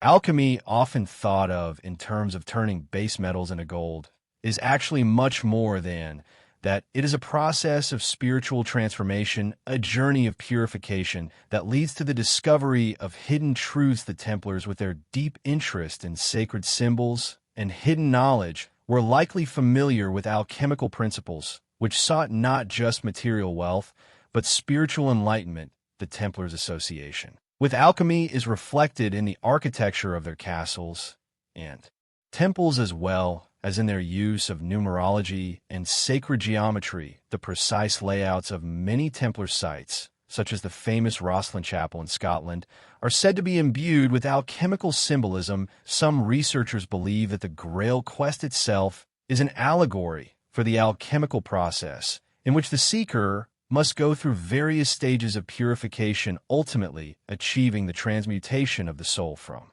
base ignorance to enlightened wisdom. In this sense, the Templars' quest for the Grail is not merely about obtaining an object, but about undergoing a transformative process that brings them closer to divine truth. The idea that the Templars were part of a larger esoteric movement is further supported by their connection to the Rosicrucianza mystical society that emerged in the 17th century, long after the Templars' fall, but which is thought to have been inspired by their teachings. The Rosicrucians, like the Templars, were obsessed with hidden knowledge and spiritual Enlightenment, they claim to possess ancient wisdom passed down through secret societies, and they emphasize the importance of alchemy, sacred geometry, and the search for universal truth. This connection suggests that the Templars' esoteric traditions may have lived on in secret, influencing future generations of mystics and seekers. The Knights Templar are also linked to the Cathar movement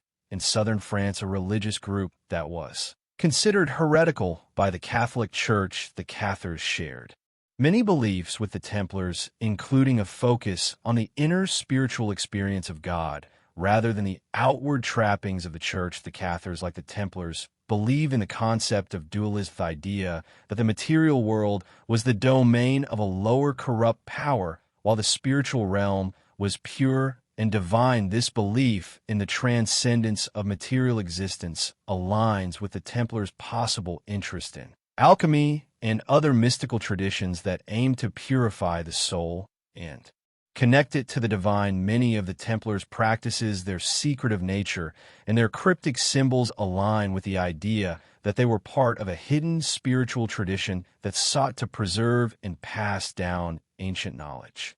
The Templars were believed to have carried out certain rituals and ceremonies that were linked to the pursuit of mystical knowledge. Their rituals may have involved symbolic gestures that represented the journey of the soul, as well as the use of sacred tools and symbols, such as the sword, the chalice, and the cross, which were often associated with their version of the Grail quest. These symbols, when interpreted in an esoteric context, are said to represent the stages of spiritual development as the seeker moves from darkness to light, from ignorance to understanding. The Templars' involvement in mystical Christianity and the Gnostic tradition is also an important aspect of their esoteric practices. Gnosticism, an ancient religious and philosophical system that emphasized knowledge and spiritual awakening, teaches that the material world is an illusion and that true wisdom comes from direct knowledge of the divine. Many Gnostic texts were considered heretical by the early church, but they have been rediscovered in modern times, shedding light on the mystical teachings that may have influenced the Templars. The Gnostic belief that true salvation comes not from external rituals, but from an internal personal experience of the divine, could have shaped the Templars' own spiritual practices, making them more akin to mystical seekers than merely soldiers. The Templars' influence on later mystical and spiritual movements cannot be overstated, from the Rosicrucians to the Freemasons and beyond. Many of the world's most prominent secret societies claim to have inherited knowledge from the Templars, including the secrets of alchemy, sacred geometry, and the pursuit of enlightenment. This transmission of wisdom is said to have been passed down through the centuries, shaping the spiritual and philosophical traditions of the Western world. In modern times, the idea of the Templars as guardians of esoteric knowledge has evolved into a broader narrative that continues to captivate the imagination, from books like Dan Brown's The Da Vinci Code to movies, television shows, and conspiracy theories. The Templars are often portrayed as keepers of secrets that can change the world. Their connection to the Holy Grail, their mastery of sacred symbols, and their deep interest in alchemy and mysticism have made them symbols of hidden wisdom and spiritual power. Yet the question remains, what was the ultimate goal of the Templars in their quest for the Grail and their pursuit of hidden knowledge? Was it truly about physical treasure, or was it a more profound journey, one that sought to unlock the secrets of the universe and bring about a spiritual awakening? If the Templars were indeed the keepers of ancient esoteric wisdom, their legacy would not just be one of military might or financial power, but of a profound spiritual journey that transcends time and space, offering a glimpse into the mysteries that lie beyond the visible world. In the end, the Templars' quest for the Grail may be less about finding a physical object and more about the search for enlightenment, the knowledge that can illuminate the path to the divine and reveal the deeper truths hidden in the fabric of reality itself. Whether they were aware of it or not, the Templars were part of a much larger movement that spanned both history and the mysteries of existence, one that continues to influence the spiritual and mystical traditions of today. The dramatic fall of the Knights Templar in the early 14th century is one of the most significant and mysterious events in medieval history on Friday, October 13th. 1307 King Philip IV of France, under the orders of Pope Clement V, launched a sudden and brutal assault on the Templar order. This mass arrest, coupled with charges of heresy, idolatry, and blasphemy, led to the eventual dissolution of the order. The Templars' grand estates were seized, their wealth confiscated, and many of their leaders were executed or imprisoned for life. The destruction of the Templars marked the end of a powerful and influential organization that had, over the course of 2 centuries, amassed great wealth and influence across Europe and the Holy Land. But what exactly prompted this dramatic turn of events? Was it merely a political power struggle between the French crown and the papacy, or was there something deeper at play, something about the Templars' secrets and the knowledge they had accumulated that threatened the established order? To understand the full scope of the Templars' fall, one must first examine the broader political and religious landscape of the time. At the heart of the Templars' fall was their immense wealth and power. By the early 14th century, the order had accumulated vast financial holdings, including land, castles, estates, and banking operations across Europe. They were not just a military order, they were also a key player in the European economy, and their influence extended from Jerusalem to the heart of France. This concentration of wealth and power made the Templars a potential rival to both the papal authority and the secular monarchs of Europe. King Philip IV of France, deeply in debt to the Templars, had an obvious financial incentive to bring the order down. By accusing them of heresy and other charges, he could seize their assets and clear his debts, while also consolidating his own power. However, the motivations for the suppression of the Templars may have gone beyond mere financial considerations. The Templars were widely suspected of holding secret knowledge, esoteric truths that might have undermined the authority of the Church and the monarchy. The Templars' connections to the Holy Land, their interest in sacred relics, and their cryptic rituals created an aura of mystery and suspicion. What had the Templars discovered during their time in Jerusalem, particularly beneath the Temple Mount? What was the nature of their hidden knowledge, and how did it relate to their belief in the Holy Grail, alchemy, and sacred geometry? These questions may have posed a direct threat to the religious and political authorities of the time, who feared the power of secret knowledge that was beyond their control. One of the most enduring theories is that the Templars were accused of blasphemous practices because they had uncovered knowledge that threatened the dogma of the Catholic Church. Some believe that this knowledge was related to the Gnostic traditions, which were considered heretical by the Church. The Templars, with their secretive rituals and deep involvement in mysticism, may have been seen as holding the keys to an alternative spiritual truth, one that could rival the authority of the Pope and the Church. The Templars' insistence on the independence of their order, coupled with their ability to operate outside the direct control of any one monarch or religious institution, made them a dangerous force in the eyes of both the Church and the monarchy. In addition to their financial power, the Templars were also suspected of having access to ancient relics that could have held immense political and spiritual significance. The Holy Grail, for instance, was said to be a relic of unparalleled importance, one that could grant immense power to those who possessed it. Whether or not the Templars actually found the Grail, or were simply thought to have it, their association with this legendary artifact added to their mystique. The Grail's symbolism of divine knowledge and spiritual power may have been seen as a threat to the established religious and political order, which depended on a monopoly over religious authority. As the Templars were subjected to torture and forced confessions, the public narrative surrounding their downfall began to solidify.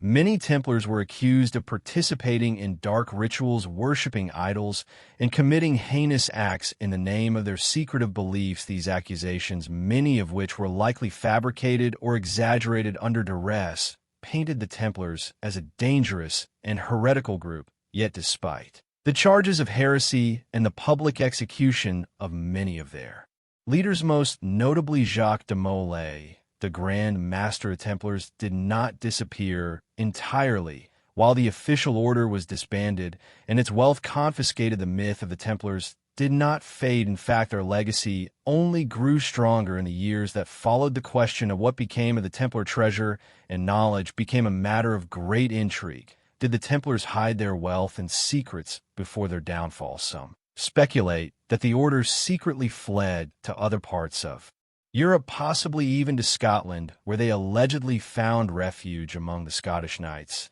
and were thought to have survived in secret for centuries. The idea that the Templars went underground after their dissolution gave rise to numerous conspiracy theories and myths. In particular, there are persistent legends that the Templars survived in the form of other secret societies, most notably the Freemasons. The Freemasons, who emerged in the late medieval period, were said to be the spiritual and intellectual successors of the Templars, preserving their knowledge and rituals in secret. The Freemasons' use of mystical symbols and sacred geometry, as well as their emphasis on spiritual enlightenment, has led many to believe that they are the modern-day inheritors of the Templar legacy. In addition to the Freemasons, other groups and individuals have claimed to be the spiritual descendants of the Templars, including the Rosicrucians and the Priory of Chaon, both of which are often linked to the idea of hidden knowledge and esoteric truths passed down from the Templars. Some believe that these secret societies continue to guard the knowledge the Templars uncovered, keeping it hidden from the general public for reasons that remain mysterious. The Templars' dramatic fall may have also been part of a larger strategy to suppress their influence over history.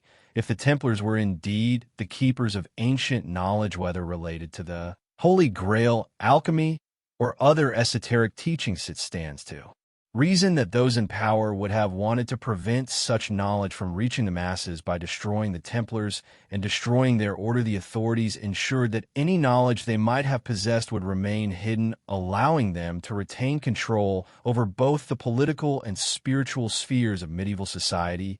Even today, centuries after their fall, the Knights Templar remain one of the most fascinating and enigmatic organizations in history. Their legacy is not just a tale of military might and treasure, but of secret knowledge, hidden truths, and spiritual transformation. The question of what the Templars truly knew and what they may have discovered or preserved before their destruction continues to captivate historians, conspiracy theorists, and seekers of hidden wisdom alike. While their physical order was dismantled, the spirit of the Templars lives on. Their influence on history, spirituality, and secret societies is undeniable, and their story remains a powerful symbol of the ongoing quest for knowledge and enlightenment. The Templars were not simply a product of their time. They were part of a larger, more mysterious movement, one that continues to shape the narratives of both history and the esoteric world. Even though the official order of the Knights Templar was dissolved centuries ago, their legacy continues to cast a long shadow over both history and modern culture. From the rise of secret societies to the proliferation of conspiracy theories, the Templars have managed to remain an enduring and enigmatic presence in the collective consciousness. What began as a medieval military and religious order founded to protect Christian pilgrims in the Holy Land has transformed into a symbol of hidden knowledge, secret power, and spiritual enlightenment, an image that still resonates in the 21st century. One of the most enduring aspects of the Templars' legacy is their association with secret societies. The idea that the Templars survived their official dissolution, either in secret or through the creation of other organizations, is central to many modern conspiracy theories. The Freemasons, in particular, are frequently linked to the Templars, with some claiming that the Masonic fraternity inherited the Templars' knowledge, rituals, and even their quest for the Holy Grail. The Freemasons, with their arcane symbols, elaborate initiation rites, and emphasis on the pursuit of enlightenment, are often portrayed as the modern heirs of the Templar tradition. The connection between the Templars and Freemasons has been a point of fascination for centuries, and it has inspired a wealth of speculation. Some theorists argue that the Templars unable to continue their religious and military activities after their persecution by King Philip IV, turned to more covert means of preserving their teachings and maintaining influence. According to this view, the Freemasons became the vehicle through which the Templar Order's secrets were passed down through generations. Over time, the Masons' teachings evolved into a broader philosophy that combined elements of alchemy, sacred geometry, and mysticism, all of which were integral to the Templars' esoteric practices. In addition to the Freemasons, other secret societies and groups, including the Rosicrucians and the Priory of Chaon, are often said to have links to the Templars. The Rosicrucians, a mystical society that emerged in the 17th century, claimed to possess ancient knowledge and wisdom that have been passed down through secret societies for centuries. Like the Templars, the Rosicrucians emphasized spiritual transformation, alchemical processes, and the pursuit of hidden truths. The Priory of Chaon, a group that gained worldwide attention through books like Dan Brown's The Da Vinci Code, is another organization frequently associated with the Templars. According to some theories, the Priory of Chaon allegedly guards the secret of the Holy Grail, which the Templars were thought to have discovered during their time in the Holy Land. The enduring connection between the Templars and secret societies speaks to the mystique and power that the order continues to represent. At its core, the Templar mythos is about the pursuit of knowledge and the idea that those who possess this knowledge hold a kind of secret power, a power that is both spiritual and temporal. In this way, the Templars have become symbolic of an esoteric tradition that spans both history and the present, with the belief that their secrets are still alive today, hidden from the eyes of the general public. The idea of the Templars surviving in secret has fueled much speculation about hidden treasures and relics. For centuries, people have been captivated by the notion that the Templars, before their downfall, secretly hid their immense wealth, possibly including the Holy Grail somewhere in Europe or the Middle East. The Templar treasure has become one of the most enduring legends in history, with countless theories proposing various locations for its hiding. Some suggest that the treasure is hidden beneath Rosslyn Chapel in Scotland, a site famously associated with the Templars, while others speculate that it was buried in the catacombs of Paris or even taken to the New World. These ideas have been amplified in books, movies, and documentaries, where the search for the Templar treasure becomes a central theme in the ongoing mystery of the Templars' fate. The idea of hidden treasure is closely tied to the myth of the Holy Grail, which is often described as the ultimate Templar prize. Over the centuries, the Grail has evolved from a Christian relic into a symbol of secret knowledge, spiritual enlightenment, and even immortality. Some believe that the Templars sought the Grail not merely as a physical object, but as a source of divine knowledge and artifact that could unlock the secrets of the universe. In this sense, the Grail represents not just a religious artifact, but a profound mystical concept, one that aligns with the Templars' quest for inner transformation and enlightenment. Modern pop culture has done much to perpetuate and expand the Templar myth. One of the most notable examples is Dan Brown's The Da Vinci Code, a global bestseller that blends historical fiction with conspiracy theory. In the novel, the Templars are portrayed as guardians of a hidden truth, the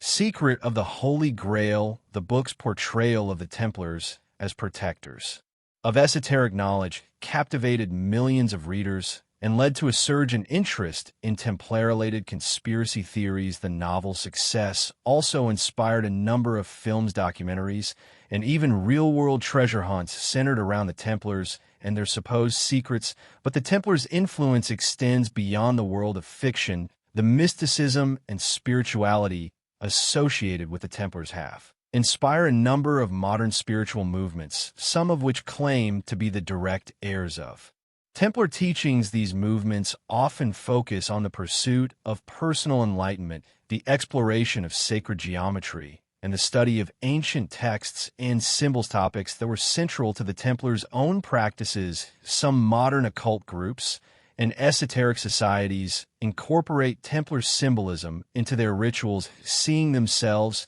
as part of a long tradition of secret knowledge that stretches back to the medieval period. The Templars' enduring impact on modern spirituality and mysticism also ties into the broader interest in New Age and alternative spiritualities that have grown in popularity in recent decades. Ideas related to the Templars' pursuit of hidden knowledge, the Grail, and alchemy resonate with many of the themes found in contemporary esotericism and Western occult traditions. These ideas are often explored in books, seminars, and workshops that focus on personal transformation and the awakening of hidden potential. In addition to their spiritual influence, the Templars' continued presence in modern culture speaks to the power of mystery and symbolism. The Templars were a secretive and enigmatic order, and their mysteries were never fully revealed to the world. This aura of mystery has made them ideal subject for myth, legend,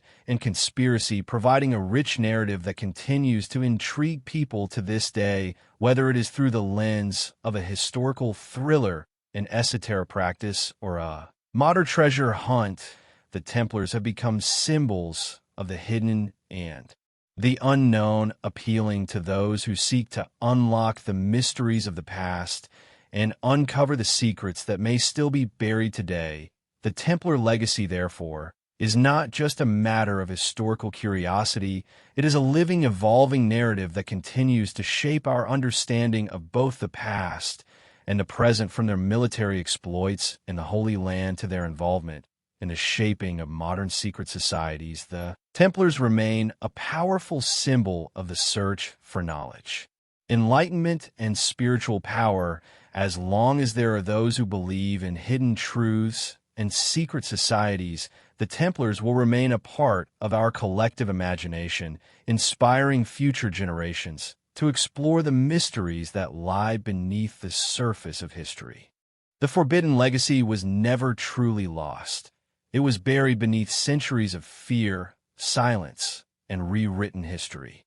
To uncover it, we must return to the final years of the Templar Order, when their leaders, imprisoned and tortured, were accused of worshiping a mysterious head, of spitting on the cross, of denying Christ.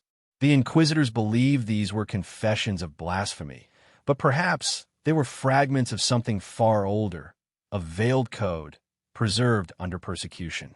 In their cryptic rites and whispered odes lay a knowledge that could never be publicly spoken, a thread connecting ancient mystery schools, Gnostic sects, and the Templar Brotherhood itself. It was the ultimate heresy that divinity was not confined to a distant heaven, but resided within every human being. This idea was more dangerous than any weapon or treasure. The Church could tolerate wealth, even power, but not a doctrine that made intermediaries unnecessary. The Templars, once defenders of Christendom, had become guardians of a revelation that could dissolve the very structure of religious authority. The forbidden secret was not merely what they possessed, it was what they understood. Hidden beneath layers of symbol and allegory, their belief pointed to an inner grail, the vessel of divine consciousness carried within the human soul. The Holy Grail, in this light, was not a relic of silver or stone, but a metaphor for the awakened spirit, knowledge that had been transmitted quietly since the dawn of civilization through Egypt, Greece, and the desert hermits of early Christianity. Across their architecture, their seals, their coded prayers, the Templars left a geometry of remembrance. The twin pillars of Boaz and Jachin, the rose cross hidden in stone tracery, the eight-pointed star. Each design was a silent proclamation of a universal truth disguised as decoration. Their cathedrals were not only houses of worship, but repositories of light. The stained glass, the perfect symmetry, the celestial alignments, all reflected a science of harmony between heaven and earth. They believed that sacred geometry mirrored the architecture of the divine mind, and that to contemplate it was to commune directly with creation. In this sacred science lay the echo of their final legacy, a bridge between spirit and matter, encoded so deeply that only the initiated could read it. Some scholars whisper that the Templars' greatest discovery in Jerusalem was not an object, but a document, perhaps fragments of an ancient gospel or records from Solomon's temple. describing a lineage of wisdom passed through the Essenes and into early Christianity. This hidden stream may have contained teachings of balance, compassion, and direct connection to the divine, teachings later declared heretical by orthodoxy. The Templars may have seen themselves as the new custodians of that wisdom, sworn to protect it from corruption. When the Church sought to destroy them, their mission did not end. It simply vanished from view, retreating into secrecy. The legacy endured, passed through codes, through guilds of builders, through whispered rituals that survive beneath new names. Even the confessions taken under torture, when read with subtle eyes, reveal a strange coherence. The worship of the head, called Baphomet, may have been a misunderstood symbol of enlightenment, the human face illuminated by the divine spark. To outsiders, it was monstrous. To initiates, it was a mirror. In this, we find the heart of the forbidden legacy, a map of spiritual transformation disguised as heresy. The Templars' sin was not idolatry, but illumination. They dared to claim that God could be known directly, not through priests or kings, but through the awakening of one's own inner light. If this interpretation is true, then their destruction was inevitable. Power cannot coexist with freedom of the soul. The Church's empire relied on fear of damnation, on the mediation of absolution, on the sacred hierarchy of obedience. The Templar revelation threatened to dissolve that structure from within. It taught that salvation was not earned through ritual or purchase, but remembered through self-knowledge. To protect this truth, the Order wrapped it in mystery, hid it beneath symbols of swords and chalices, and carried it across continents under the cloak of brotherhood. Centuries later, echoes of this wisdom surface in the writings of the Rosicrucians, in the compass and square of Freemasonry, in the mystical traditions that speak of light within the heart. The continuity is not historical alone, it is philosophical. It is the same flame burning through different vessels, each adapting to its time, each preserving a fragment of the Templar insight, that the divine is not above us, but within us. The final Templar legacy, then, is not a relic to be found, but a realization to be remembered. It is the idea that the human being, when awakened, becomes the true temple, the living grail. And perhaps that is why history sought to erase it. You can burn men, destroy archives, and topple fortresses, but an idea, especially one rooted in the soul, cannot be chained. It slips between the lines of history, waiting to be rediscovered by those who still listen. In the quiet corridors of ruined commanderies, in the carved faces of forgotten chapels, in the geometry of the stars above Roslin's vaults, something still whispers. The secret was never lost. It was simply hidden where no sword could reach, within us. The centuries that followed the Templars' fall were marked by a deliberate silence. Their name became a curse, their symbols condemned, their archives scattered or destroyed. Yet, the erasure feels too complete, too precise, as if guided by an invisible hand determined to cleanse history of a particular truth. The Templar legacy was not only dismantled, it was rewritten. Chroniclers reduced them to heretics or greedy bankers, stripping away the spiritual dimension that once defined them. What could have been a bridge between faith and knowledge became a void, filled by fear and myth. Still, traces of their wisdom survived, encoded in architecture, preserved in secret fraternities, whispered through esoteric traditions that refused to die. The pattern of suppression repeated through time. Voices of enlightenment silenced, libraries burned, ideas censored in the name of order. It is as if humanity's greatest threat has always been the awakening of its own awareness. The shadow that erased the Templars remains alive in every era that chooses obedience over understanding. Yet even in darkness, the legacy persists, a quiet defiance, reminding us that truth cannot be destroyed, only forgotten, waiting again to be remembered when the world is ready to see. The ruins stand quiet beneath the fading light, their stones warmed by centuries of sun and silence. Where once banners flew and prayers echoed, only the wind moves now, whispering through broken archways.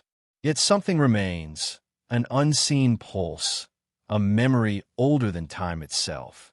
The Templars may have vanished, their names condemned and forgotten, but their legacy was never truly destroyed. It became part of the earth, the architecture, and the human spirit that still seeks meaning beyond dogma and control. In every age, people rise to ask the same forbidden questions. Who are we? What divine spark hides within us? That perhaps was the final Templar legacy, not a secret locked in a vault, but a truth waiting to awaken in every soul willing to listen. History tried to erase them, but silence often carries what words cannot. And when night falls over the ancient stones, one can almost hear it, a faint echo, a vow unbroken through the ages. The light still endures.